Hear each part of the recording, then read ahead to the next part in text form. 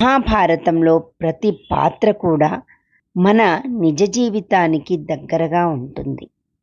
ప్రతి పాత్ర నుంచి మనం ఎన్నో విషయాలు నేర్చుకోవడానికి అనుకూలంగా ఉంటాయి. అందులో అత్యంత పరాక్రమవంతుడు మరియు దానంలో అపరిమితుడు అయిన అర్జునునికి సమానుడైన మాట నిలబెట్టుకోవడంలో అచంచలుడు అయిన అతని జీవితం అవమానాలు, అన్యాయం, అంతర్మథనంతో నిండిపోయింది. అతను ఒక రాచరిక బిడ్డగా జన్మించాడు. కానీ ఆయన పుట్టుక ఒక రహస్యంగా అతని జీవితాన్ని మార్చేసింది. కర్ణుడు అద్భుతమైన ధనుర్విద్య పారంగతుడు.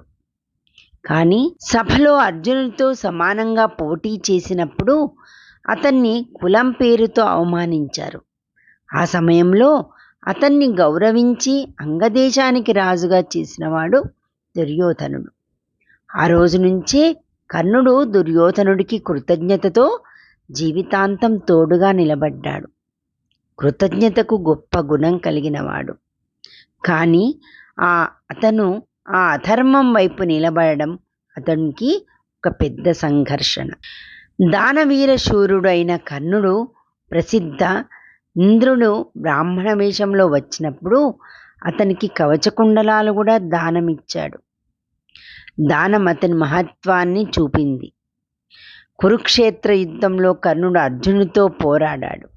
యుద్ధ సమయంలో అతని రథచక్రం భూమిలో ఇరుక్కుపోయింది. అతని మరణం విషాదకరమైన ఆ సమయంలో అర్జునుడు అతన్ని సంహరించాడు. మరి మనం కర్ణుడి నుంచి ఏమి నేర్చుకుంటున్నాం? పుట్టుక మన చేతిలో లేదు, కానీ వ్యక్తిత్వం మన చేతిలో ఉంది.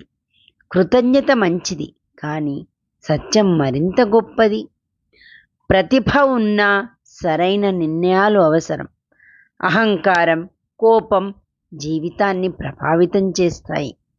ధర్మం చివరకు గెలుస్తుంది. కర్ణుడు యుద్ధంలో ఓడిపోయినా మన హృదయాల్లో గెలిచాడు. అతని జీవితం మనకు ఒక గొప్పనైన నీతిని అందిస్తుంది. మంచివాడిగా ఉండడం సరిపోదు, సరైన పక్షంలో ఉండాలి. ఇదే కర్ణుడు మనకిచ్చే సందేశం. ధన్యవాదాలు.